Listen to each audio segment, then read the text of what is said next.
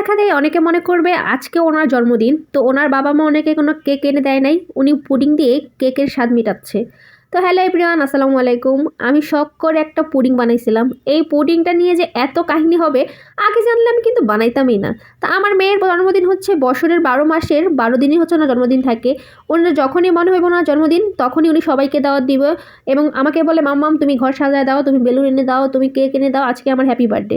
তো সবাইকে বলবে আমার কিন্তু হ্যাপি বার্থডে, হ্যাঁ তোমরা আসবা। তো আজকে আমি ঘরে একটু দুধ ছিল আর মনে হলো যে একটু পুডিং বানাই, তো পুডিং বানিয়ে ফেললাম। ও যখন বানাইতেছে তখনই বলতেছে তুমি কি বানাচ্ছ। পরে আমি বলতেছি হ্যাপি বার্থডে। ও পুডিং চিনে না, হ্যাপি বার্থডে বললে ও ভালোভাবে চিনে। ও হচ্ছে শুনে সবাইকে দাওয়াত দিয়ে আসছে।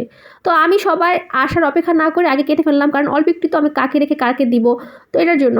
তো ও রীতিমতো বলতেছে আজকে আমার হ্যাপি বার্থডে, তুমি হ্যাপি বার্থডে বলো, তুমি কেন বেলুন দিয়ে ঘর সাজাও নাই, তুমি কেন সবাইকে আসতে বলো নাই, তুমি পচা হয়ে গেছো।